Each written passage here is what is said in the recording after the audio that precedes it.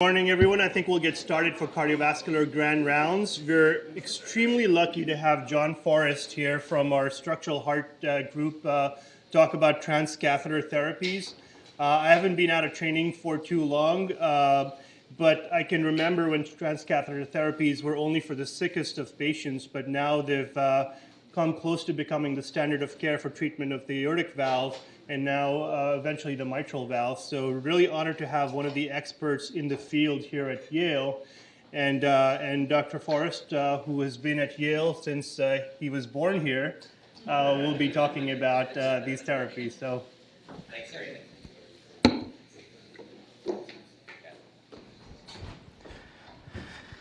So, it's good to be back. I've never left.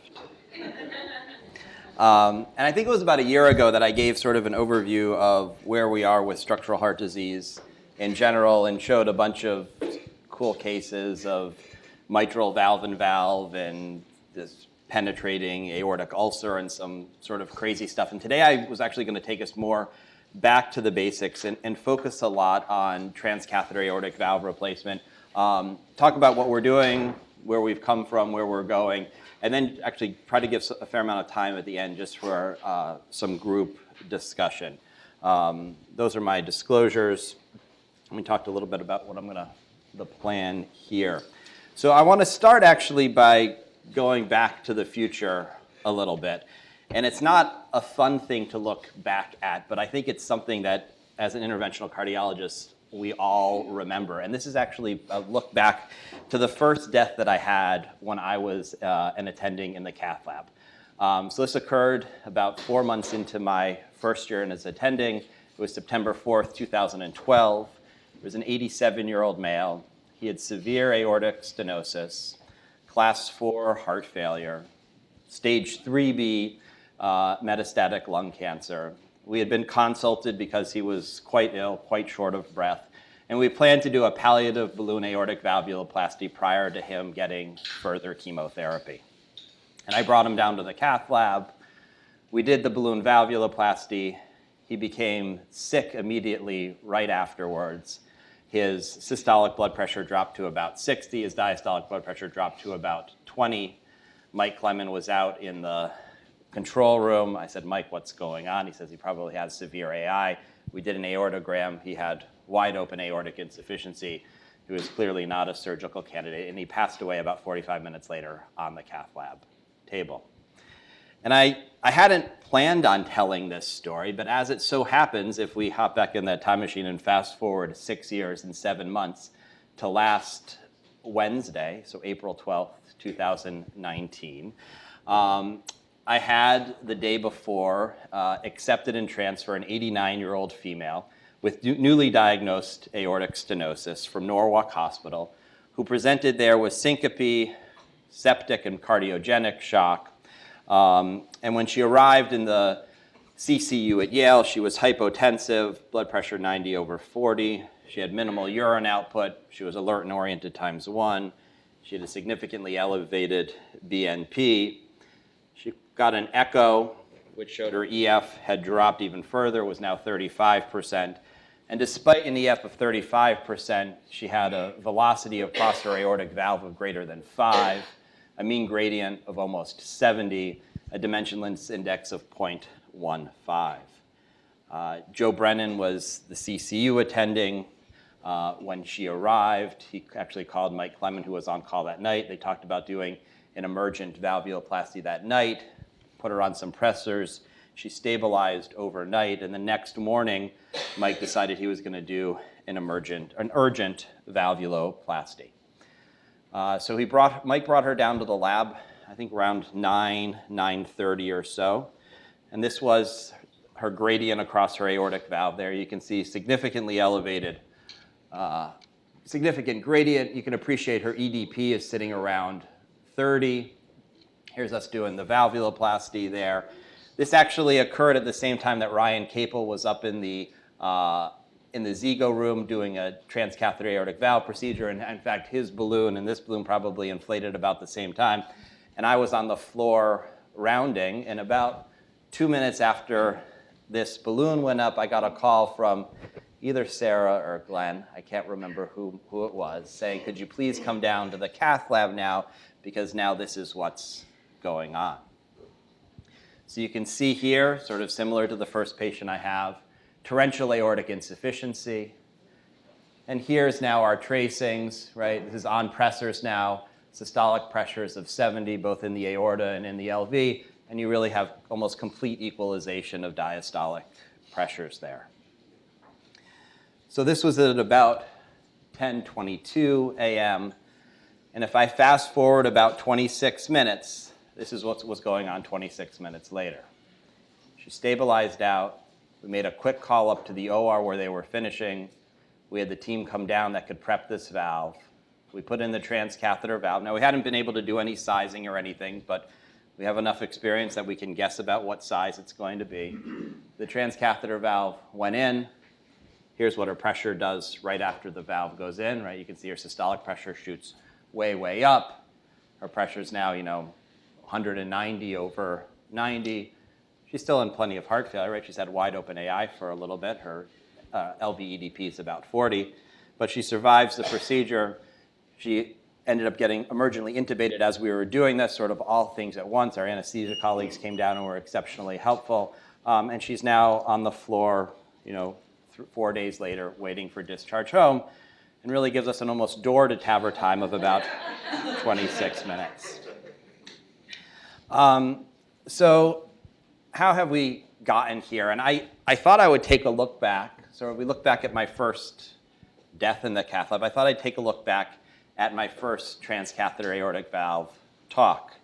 And really at that time, this is what we were thinking about transcatheter aortic valves. And if we made it who we were there, right? This is, Clement and I were both trying to figure this out and, didn't know what was going on. Both had those expressions on our face. And this was actually one of the first grand rounds that I gave back April 24th, 2012. I was finishing up structural fellowship here and was about to start on as faculty. And we had a lot of challenges. So I gave some talk about the history of our valve program, what we had done, and talked about how we had been chosen as a CoreValve site in January of 2011. We had performed our first, actually we had been chosen before, we had been opened as a site, chosen in January, finally opened in July. And we had done 3 cases in July, and we had exceptionally slow enrollment thereafter. In fact, for about the first year, we averaged 1 TAVR per month. Between July 2011 and April 2012, we did a total of 10 transcatheter aortic valve cases. To put that into perspective, last week we did 10 transcatheter aortic valve cases. And why was it slow to build? And the first was that this really was different than anything we had done before. We had to develop this cohesive multidisciplinary team. And I think there are numerous people in the audience today who are part of this. I'm up here speaking, but really the only reason that all of this has occurred is because of the collaborations to make this work. And often some of the other people, some of our imaging specialists or radiologists, heart failure specialists, cardiac anesthesiologists don't get enough credit for all of this, but they have really made this happen. We've also been able to build a referring base with a lot of cardiologists, a lot of you guys to trust us and to send us patients. We've established clinics. We've worked with industry. This was right before I was hired, so I put this in here to try to make sure I was going to get hired, have a dedicated structural heart interventionalist, and Ryan Capel's now joined us as a second one there. But the challenges weren't just within the team. The challenges also were areas for how we needed to improve the devices that we were using. We were using very, very large caliber sheaths. We sort of had one shot as we were deploying it. We couldn't reposition it or retrieve it. The first partner studies had come out and had suggested that there were some major issues with stroke, conduction system issues.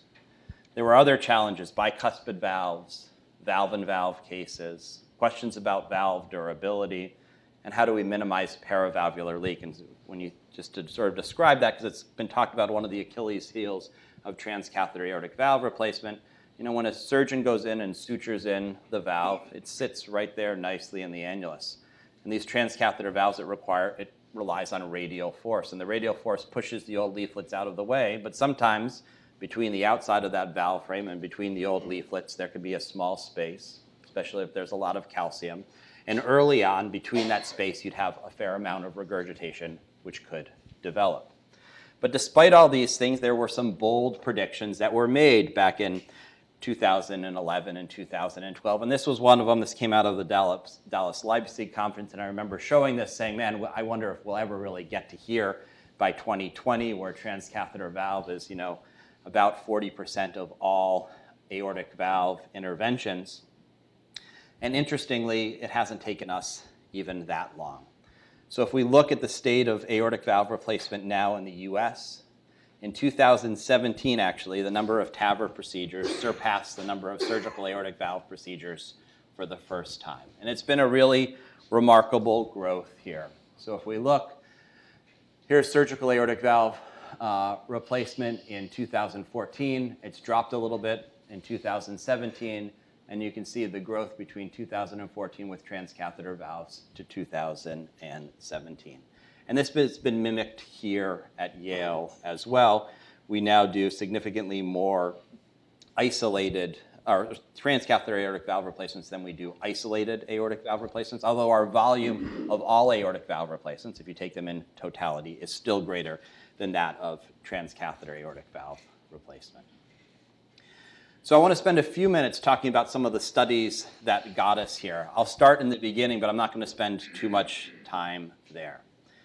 As most of you are familiar with, the first studies that came out were the partner studies, the partner A and B studies, which were looking at the SAPIEN valve.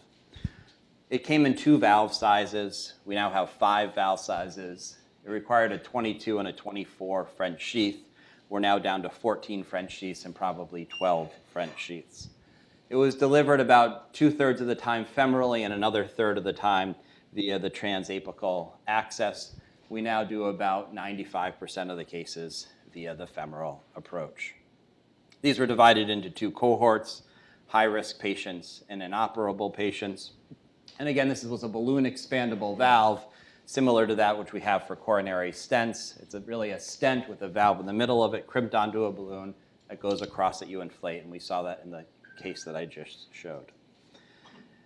And this is where everything started. So here was our inoperable cohort, incredibly sick patients, but dramatic improvements in all-cause mortality at 12 months, at 36 months, and that's been carried out now to 7 years. And what was most impressive about this, I think, and maybe what we failed to recognize at the time, was that we took the 40 highest centers. And I'll be transparent here, Yale was offered to participate in this. They went to the surgeons at Yale and said, are you interested in participating in it? And surgeons said, no, I don't believe in this, not interested. So Yale wasn't part of this first study. And it would have been nice, but if you also think about it, right, you had this gold standard surgical aortic valve replacement, and you were starting with a transcatheter therapy. Nobody had ever done it before. Nobody had played with the valves before. No interventional cardiologist had tried to perform the procedure before. We were really learning on the fly. And I think it's pretty remarkable, given that in this first attempt, transcatheter valves did as well as surgical aortic valves. If we think about real big jumps in technology, rarely are we able to meet what's currently there. What new technology does is it offers us the potential to improve rapidly from where you are. This is some of the challenges that we see with bioabsorbable stents. It's hard to make a bioabsorbable stent that's as good as the current drug-eluting stents. But you can, if you can rapidly innovate off that first baseline, then you can reach and potentially surpass what the standard is. And that's really what's happened with transcatheter aortic valve replacement. The partner study was quickly followed by the CoreValve study, which we were fortunate to be part of. And this was the first study that suggested superiority for transcatheter aortic valve replacement as opposed to surgical aortic valve replacement, and this was in high-risk patients. And if you remember from the partner study, there was this question about stroke, and there still is this suggestion that people feel that maybe stroke is higher with transcatheter valve than with surgical valve. And I'm going to present a fair amount of recent data that addresses that, but this was one of the first studies that suggested, you know what, if we take a neurologist and we have them evaluate the patients, we have somebody independent evaluate the patients. Stroke's an issue. It can be a devastating issue, but in fact, it probably is occurring at equal rates or potentially more with surgical aortic valve replacement than it is with transcatheter aortic valve replacement. This also led us to some other interesting things with transcatheter aortic valve, and one of the big challenges, and certainly one of the still drawbacks of it with one of the valve systems, is that the pacemaker rate is significantly higher, about a 3 times higher pacemaker rate with a self-expanding transcatheter valve than with a surgical valve. In contrast, bleeding rates, atrial fibrillation, acute kidney injury are all significantly lower. And one of the sort of foreshadowing things was the subgroup analyses that were done here. So remember, this was a high-risk group of patients. But when you looked at the patients where TAVR was favored as opposed to SAVR, it was actually in younger patients, even more so, right? That doesn't even meet the line there, right? So it suggests superiority in this older subgroup. Females, patients who have good ejection fractions. And interestingly, if you look at risk scores, the patients who really benefited the most were the patients with the lower risk scores. And so I think this was a foreshadowing of, you know what? The patients who need aortic valve replacement, the healthier you are, the more you may actually benefit from a transcatheter aortic valve. One of the reasons for that, certainly with the self-expanding system, is that we actually get much better results hemodynamically with a transcatheter valve than we do with the surgical valve. So here, this is where we start in terms of our valve areas, right around 0.7, mean gradients of around 47 or 48. And if we look out to 2 years, what you'll see is that surgical aortic valves, areas of around 1.5, gradients of 12, with the transcatheter, and this is with the self-expanding transcatheter valves, areas that are almost 2 and gradients that are in the single digits. And how this will correlate to valve degeneration, we'll have to see over time. But if you look at the surgical literature, lower gradients, higher EOAs, less patient prosthesis mismatches associated with better long-term outcomes. So it certainly is possible that we end up with better long-term results, better valve durability with transcatheter valves than we do with surgical valves. And that sort of brings us full circle to 2 studies that were just recently published last month in the New England Journal. And these were the low-risk studies looking at both the self-expanding Evolute platform and the balloon expandable SAPIEN 3 valve. I'm just going to take us through those studies quickly because there are some subtle differences, and the differences, I think, highlight some of the ways that we treat patients here at Yale. So I was fortunate to be one of the steering committee members for the Evolute low-risk trial, and this was a study looking at low-risk patients, a heart team evaluation. They could have coronary artery disease, and they were then randomized to either TAVR or surgical aortic valve replacement. If they had coronary artery disease and a Syntax score that was not too high, they got TAVR and PCI versus surgery and CABG.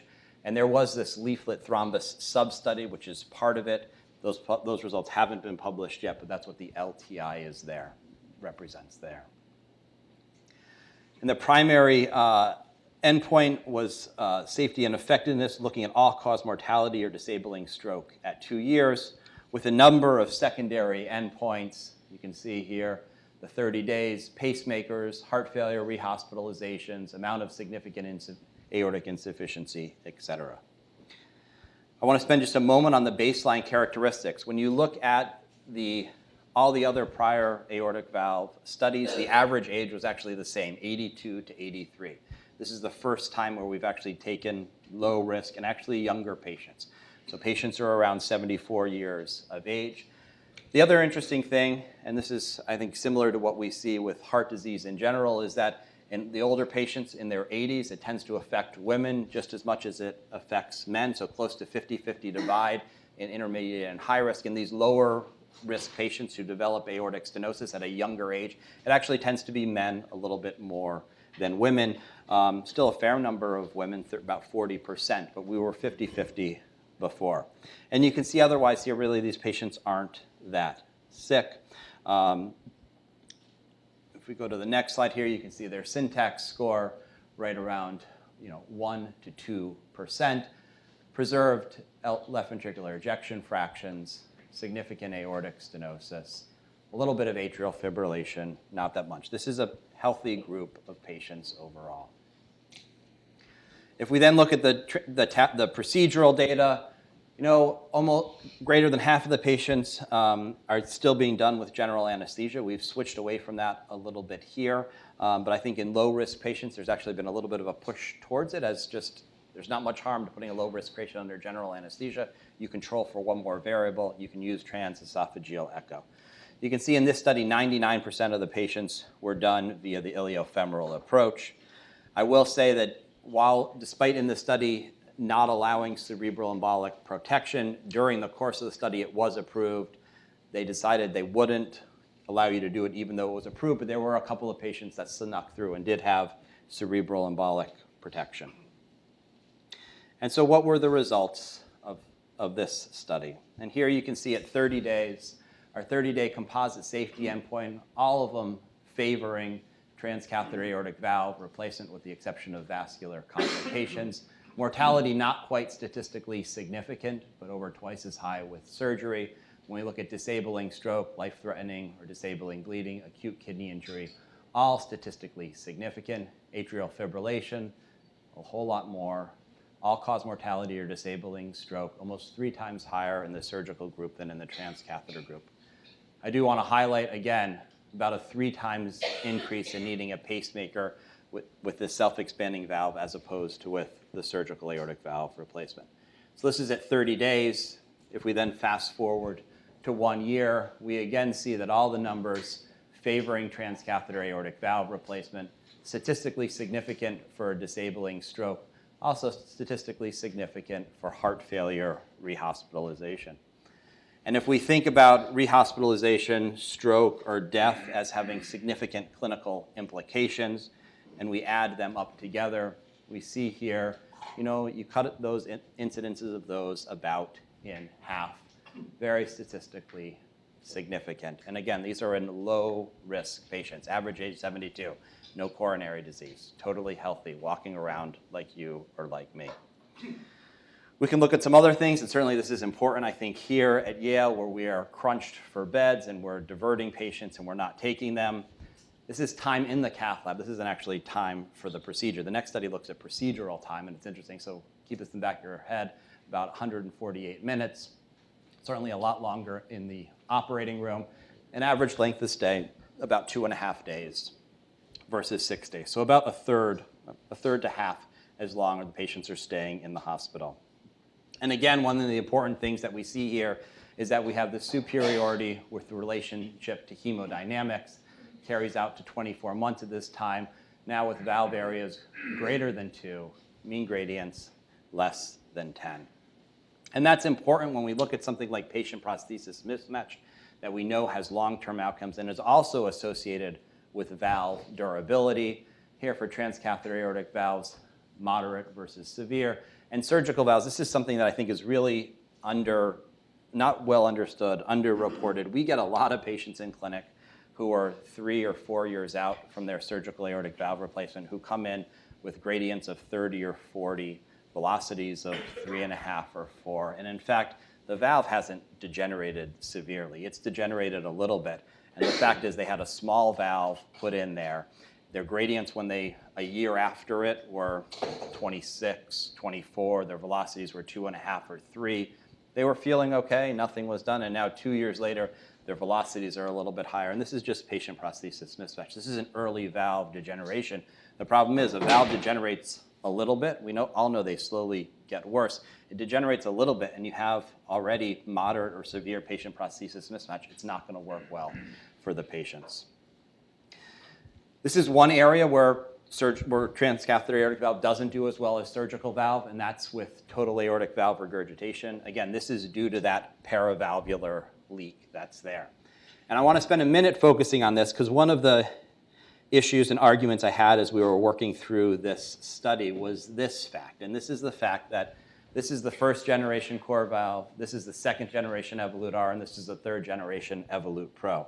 And these were all used in this study. I had wanted the study to be put on hold until we could use almost all this valve and a little bit of this valve. But because Medtronic wanted to keep up with Edwards, wanted to be able to finish at the same time, for competitive purposes, they said, we're starting up now with everything that we have. We didn't have Evolut Pro at the time. We knew it was coming out. It was in clinical studies. But as a result, only 22% of the patients got treated with the Evolut Pro.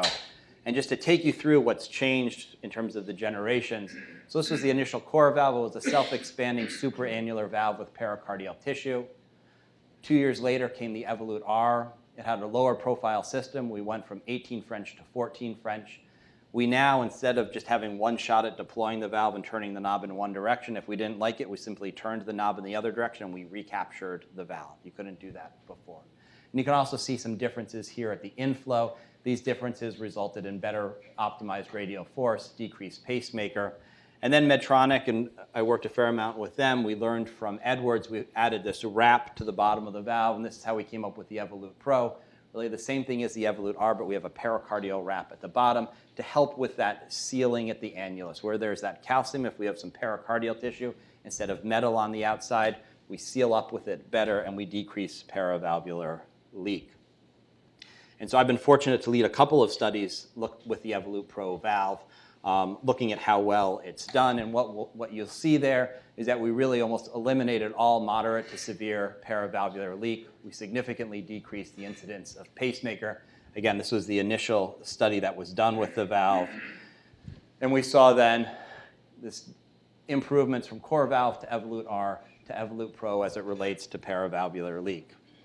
We now have this paper, which is in press, looking at the results from the TVT registry, so a much larger sample size, comparing all three of the valves. And again, you can see improvements as we go along with generations, decreasing incidence of requiring permanent pacemakers, and importantly here, what the valve's designed to do, significantly decreased incidence of moderate or worse paravalvular leak as compared to the other valves. So, one of the challenges I think with that study and what you'll see there is that not everybody was treated the same. There were many different valves.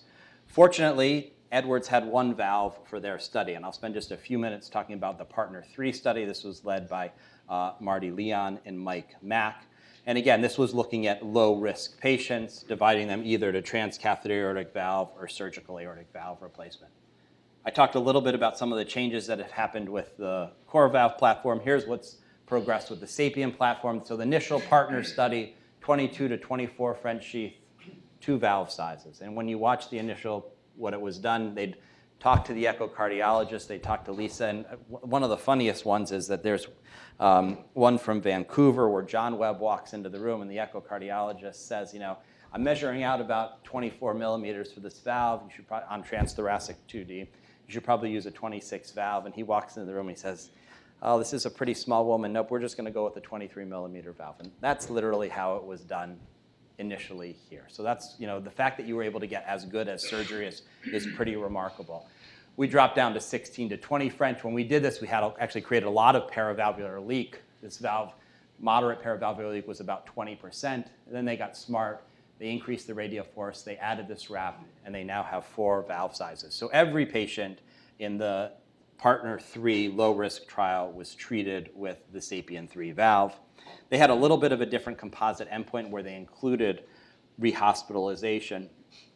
I do think it's always important to look, and fortunately, in the Partner study, they published this, how many patients actually got excluded for a variety of reasons. And this is something that we do every day in clinic, but there are anatomical characteristics that exclude patients.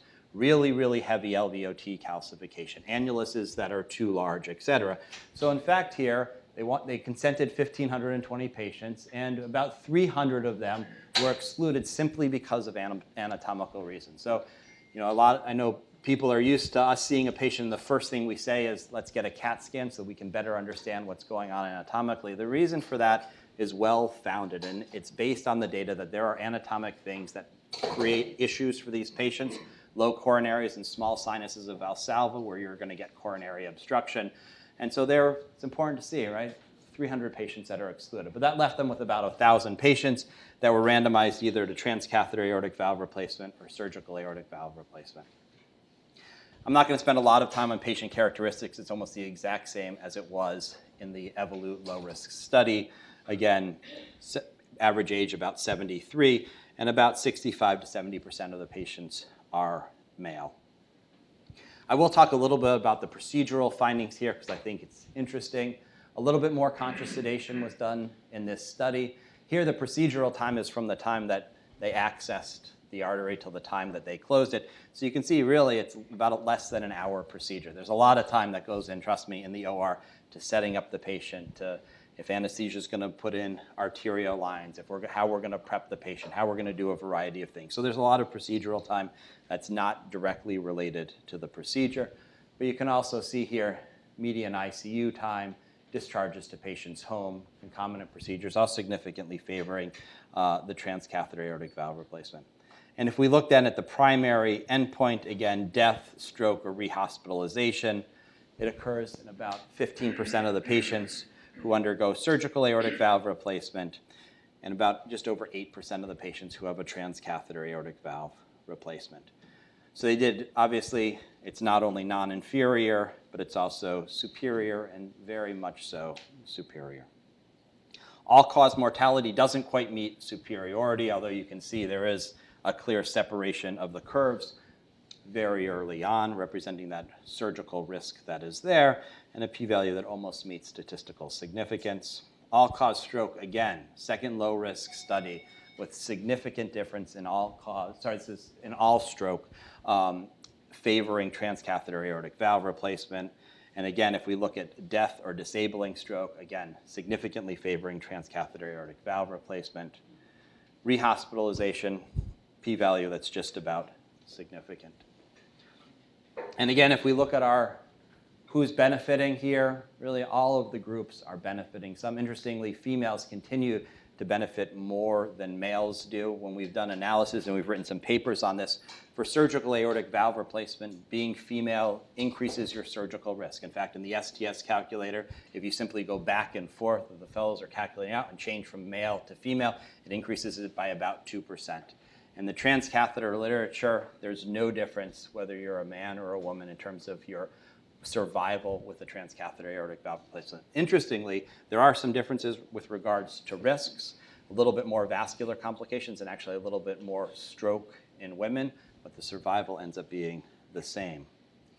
In terms of the pre-specified endpoints, looking at AFib, length of index hospitalization, death or stroke, all of these significantly favoring, transcatheter aortic valve replacement.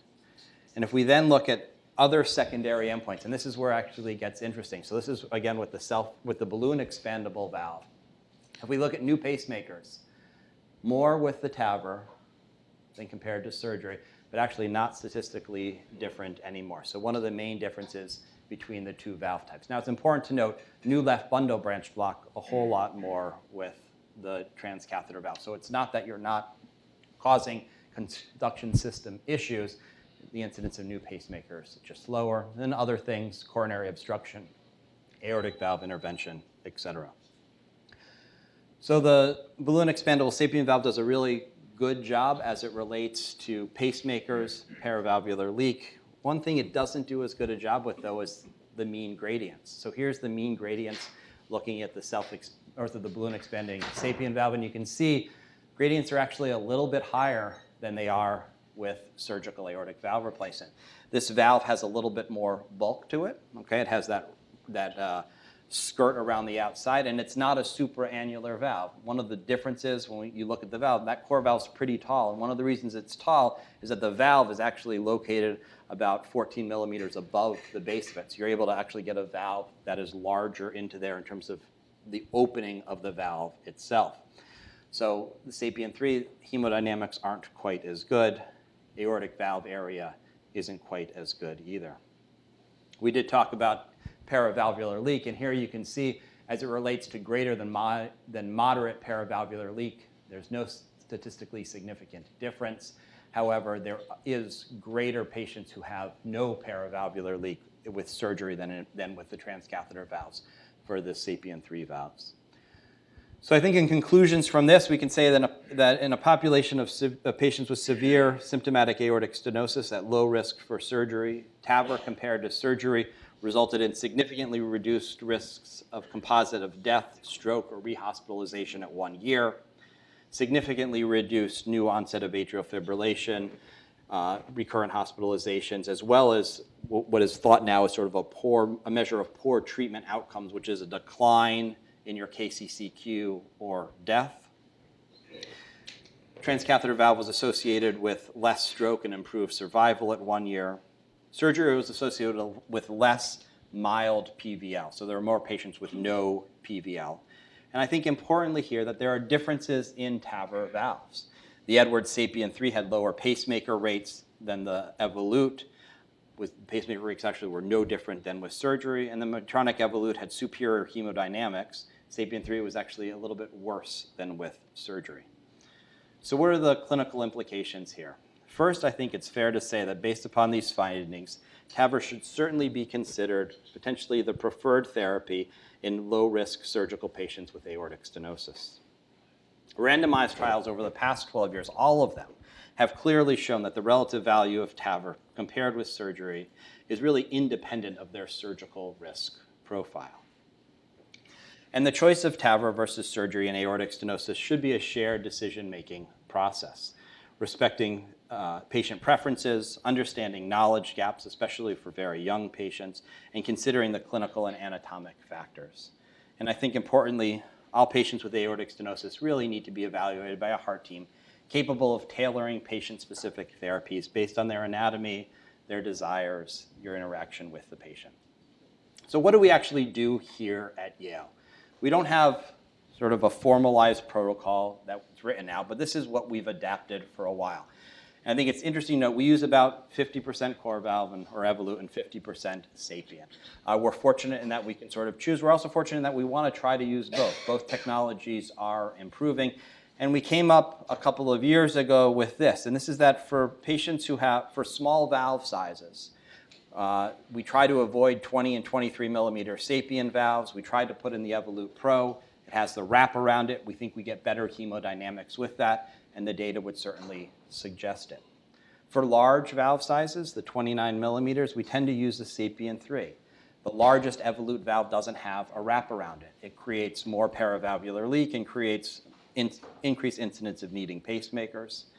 And for patients in the middle of the road, it really depends a lot on the anatomy. If there's significant iliac tortuosity, if we're worried about coronary reaccess, if we're worried about potentially the risk of a pacemaker because of pre-existing right bundle branch block, we may choose a SAPIEN 3. Otherwise, we may choose an Evolut Pro. And the truth of the matter is, in a lot of patients, we don't really know. Either of them would probably be okay. And so one of the questions is, has this made any difference for our outcomes? This is sort of the algorithm that we used. Has it made any difference? One of the great things about transcatheter aortic valves is that all of them that are done in the United States are reported into the TVT registry.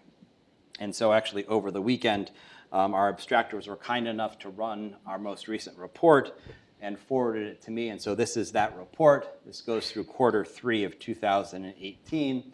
And you can see this consists of about 200 transcatheter aortic valve procedures. So what's excluded in these are all the patients who were done in clinical studies, okay? So these are all patients that were done outside of clinical studies. So 200 patients over the course of these 4 quarters with transcatheter aortic valve here at Yale. So first let's start with what do our patients look like that we're treating here at Yale as compared to elsewhere. So again, about 55% male, 45% female. And you'll note here, we actually tend to treat a little bit older patients here than in general around the country. If you add these up here, that's about 45, 55, 60, about 70% of our patients are aged 80 or greater. So we're really not treating a whole lot of younger patients here yet. I hope that'll change some. And we see that again here. If we look at the STS score, we tend to treat patients as compared to, this is the rest of the US. So this is all of the US, this is Yale. Our patients are a little bit more high risk and intermediate risk, fewer patients who are technically low risk based on their STS score.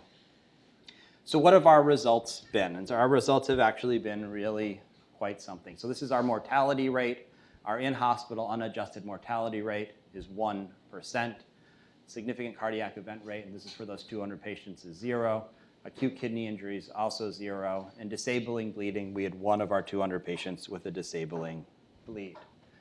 If we look at further data, we had 2 patients that had significant vascular complications. We had no device complications. We had 1 patient that had moderate or worse aortic insufficiency. And our length of stay is right at 2 days. And the aortic insufficiency is one thing we really focus on. I think you don't get a great sense of it here with these data, but they also provide you with another one. And so this is aortic regurgitation pre and post transcatheter aortic valve. So this is Yale pre, this is the registry pre, almost exactly the same. And here's Yale post and the registry post. I think it's nice to see that we're doing better. Again, this is not severe. This is none here. Severe is up there where it's at 0. We're doing better than the rest of the people around the country as it relates to that. And this is somewhat unique for us in registries. There are a lot of places where it's the physicians who are abstracting the data that goes in there. There's a lot of bias that can come into that. As those of you who work with the registries here know, we don't have much of a role there. We have abstractors that do it, and they can be quite tough on us. And so really one of the questions and one of the easiest things to look at is what is the hospital's risk-adjusted odds ratio of death at 30 days? And I think this is where I'm most proud. This is where we stand here. So our risk-adjusted odds ratio for 30-day mortality is above the 90th percentile as we stand there, which is really quite remarkable, something that I think all of us, and whether it's imaging specialists, cardiac anesthesia, everybody else who plays a role here, the nurses and techs in the cath lab, should be quite proud of. The other thing is here's median length of stay in days in the intensive care unit. Our median our median number of hours, this is hours, not days. Our median hours in the intensive care unit is 0. Again, the nice thing about the median is if the majority of our patients go not to the intensive care unit but somewhere else, then the median is going to be right on 0, and that's where we are. So that's sort of where we are with regards to what we're doing from a commercial standpoint. I wanted to just spend a minute talking about a couple of ongoing studies. The first is the bicuspid study, for which I'm the national principal investigator, and this is looking at patients who are low risk for surgical aortic valve replacement and have a bicuspid valve. We're taking all types of bicuspid aortic valves into this. We treated our first patient 2 weeks ago. He was a 72-year-old male. He had an STS score of 0.8. He really had no other comorbidities. Here's his echo, showing a nice bicuspid valve, severe aortic stenosis. This is how we sort of look at the bicuspid anatomy. We scroll up through our CT scan. We really want to get a sense of what's going on here. What are the coronary heights? What size valve are we going to put in? In this case, we're going to use a 29 millimeter Evolute Pro valve. This is what either Chirag or Lindsay prepares, and they post it right on the radiation shield, so we see it as we're doing the whole case. They usually get it right, although they usually make at least one mistake. Their one mistake here is for this case, we don't use MAC. We actually use general anesthesia, so we can have a TEE there and see exactly what's going on. And so here's this case. Here's our angiogram trying to define our anatomy for our aorta. This is actually a shot of the aortic arch because we use cerebral protection for this patient. And here's us doing our balloon valvuloplasty first. Here's us implanting the 29 millimeter Evolute valve. And if you play this here, this is when we're sort of, at this point, we can either release the valve or we can recapture the valve. And I'll be honest, 2 years ago, maybe even a year ago, we would have released this valve and we would have said it's good enough. But what we've aimed here for is perfection. And if you look, we're not, a full diamond here is 10 millimeters, so we're about half a diamond here, so 5, and here we're maybe almost a full one. We're about 5 millimeter depth here and 8 millimeter depth here. And we've actually now been able to say, this is good, but we can be better. And so we recapture this valve, we just turn the knob in the other direction, and we say, you know what, let's aim a little bit higher with this valve. And so we implant it a little bit higher, and now we're at an implant depth here of about 2 millimeters and 6 millimeters. Again, we're talking just millimeter differences here, but it makes a difference. We release the valve. There's no paravalvular leak. Here's the release of the valve. Here's the angiogram afterwards. No paravalvular leak, a perfect depth there. And here are our gradients. So really a perfect outcome, no paravalvular leak, gradient of 8 on echo, 2 on the cath. The patient's extubated in the cath lab, sent to the step-down unit, and sent home on postoperative day 1. So where are we with our ongoing clinical studies? I want to just highlight these because one thing we have had a challenge in, even with our low risk, is enrolling in some of the new stuff. So we have bicuspid aortic valve study. We're enrolling okay in this. We're not enrolling at all well in this. So these are patients that don't traditionally come to us. These are patients who have moderate aortic stenosis and heart failure. There's a lot of data out there that suggests that your patient who has an EF of 45%, who has an aortic valve area of 1.2 or 1.3 will benefit if they have their valve replaced. We need to study it. We need to look at it. But I don't get these patients referred to me. I rely on those of you who do clinic, et cetera, to see these patients and say, you know what, there's a study going on. You may qualify for it. Let's take a look. That's one of them. The other patients that we're started enrolling for, but we haven't done a good job because these also don't get referred to me, are patients with asymptomatic severe aortic stenosis. There's a lot of data that's come out from Europe also suggesting that these patients would benefit. And if we're talking now about mortality rates in the 1%, you might understand why these patients would benefit from that. And I'd be remiss if I didn't talk about our transcatheter mitral valve replacements that are going on. Another area that's been slow to enroll. These are for patients who have significant mitral valve regurgitation. We're asking that we see all of them in our valve clinic in association with Dr. Gearson and our CT surgical colleagues. I'm going to end there. I just want to, again, emphasize it does take a dedicated team to run all of this. This is a picture from a long time ago. You know, a lot of us spend a lot of our time doing things other than transcatheter aortic valve replacement, so I want to just highlight 4 people here. So Doug Stitz, who's our PA, he's dedicated all to structural heart disease. Kristen Cades, who's right here, who's our administrative assistant, dedicated all to structural heart disease. And then Linda and Sarah, who are right here, our 2 nurse coordinators who spend all of their time doing that. So while a lot of us spend other times doing it, those are the people that really make this run. Thank you very much.